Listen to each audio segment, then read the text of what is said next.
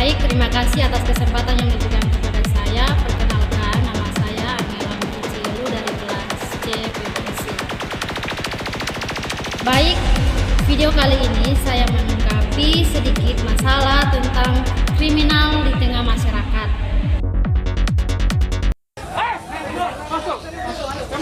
Beginilah proses penangkapan seorang pria dengan gangguan jiwa di Desa Ngandong, Grabagan, Kabupaten Tuban, Jawa Timur, bernama Syihabudin, yang sebelumnya ngamuk dan menganiaya satu warga hingga tewas.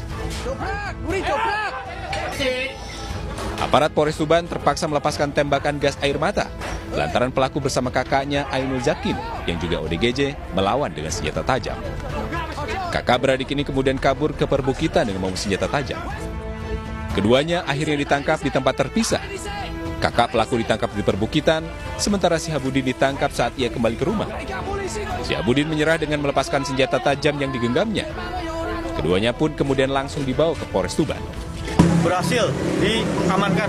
Menurut warga, pelaku merupakan orang dengan gangguan jiwa.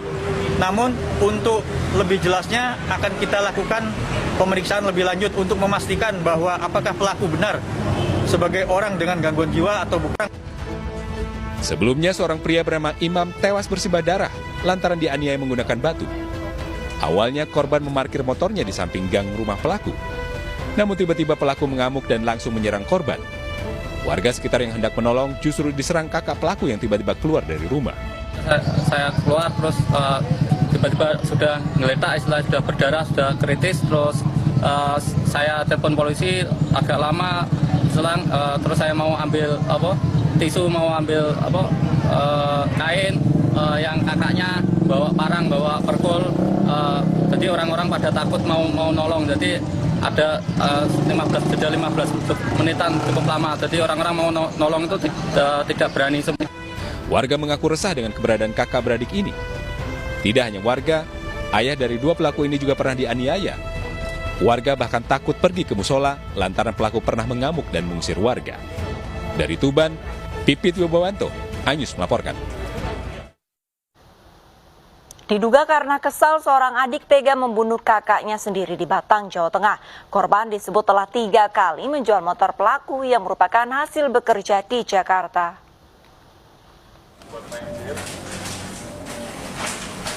Inilah pria yang diduga membunuh kakaknya sendiri di Batang, Jawa Tengah. Kejadian bermula saat terduga pelaku yang baru pulang mudik pada Sabtu malam menemui korban yang merupakan kakaknya. Saat itu, pelaku langsung menusuk korban di bagian dada. Jenazah korban kemudian dibawa ke puskesmas tempat sebelum diautopsi. Usai kejadian, polisi pun bergerak cepat dengan menangkap pelaku pada Minggu malam. Dalam keluarga ya, antara kakak dan adik yang meninggal dunia. Seperti itu dengan senjata tajam. Ini korban sudah dibawa ke rumah sakit dan untuk korban ini sekarang ada di rumah sakit 1 dan pelaku sementara kami amankan untuk pemeriksaan lebih lanjut dan selanjutnya akan kami serahkan kepada Satreskrim untuk menanganinya. Sementara itu, kepala dusun yang menemui pelaku yang telah ditangkap menyebut motif pembunuhan ini karena kesal. Korban disebut telah 3 kali menjual motor pelaku yang merupakan hasil bekerja di Jakarta. Motifnya adik membunuh kakaknya apa, Pak? Menurut penuturan dari pihak keluarga, itu menjual motor dari adiknya. Itu mungkin nggak sekali, bisa jadi 2 kali. Nah, kemungkinan dengan hal tersebut, adik merasa kesal mungkin Pak ya. Jadi terjadi hal-hal yang tentunya tidak diinginkan. Sampai akhirnya terjadi pembunuhan terhadap kakaknya. Atas perbuatannya itu, pelaku kini harus mendekam di penjara dan dijerat pasal pembunuhan. Dari Batang, Jawa Tengah, Suryono Soekarno, iNews. Seperti yang kita ketahui dari video di atas, seorang gangguan jiwa mengamuk sampai menewaskan seorang warga. Pria gangguan jiwa di Kabupaten Tuban, Jawa Timur bernama Syihabudin diduga menganiaya seorang warga hingga tewas. Menurut warga, dengan gangguan jiwa, dia ditangkap polisi untuk memastikan apakah benar saudara Syihabudin dia mengalami gangguan jiwa atau hanya dibuat-buat begitu. Dari video tersebut, terkadang manusia melakukan hal-hal yang sangat kejam untuk kepentingan dirinya sendiri. Dan sebagai kita mahasiswa atau di kalangan kaum muda, tidak boleh meniru hal seperti itu, terutama kasus yang terjadi di video tersebut.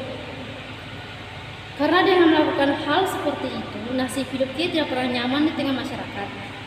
Maka sebagai kaum muda bertumbuhlah menjadi pemuda yang membawa hal positif bagi masyarakat agar disenangi seluruh masyarakat dan membela bangsa Indonesia dari perilaku kriminal. Yang kita ketahui di kalangan masyarakat zaman sekarang, tindakan kriminal sangatlah banyak yang terjadi, terutama di dalam kehidupan kita. Perilaku kriminal inilah berbahaya terutama untuk kita untuk kita sebagai anak pemuda di bangsa Indonesia ini. Maka selalu kita waspada tentang semua permasalahan tentang kriminal di lingkungan masyarakat hidup kita. Jadi, marilah kita meniru hal yang positif agar membangun anak-anak bangsa yang baik dan menjalani kehidupan kita sebagai anak muda menjadi orang yang sukses di tengah masyarakat.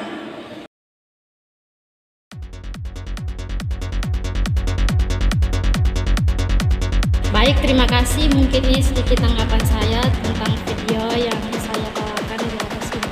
Sekian dan terima kasih.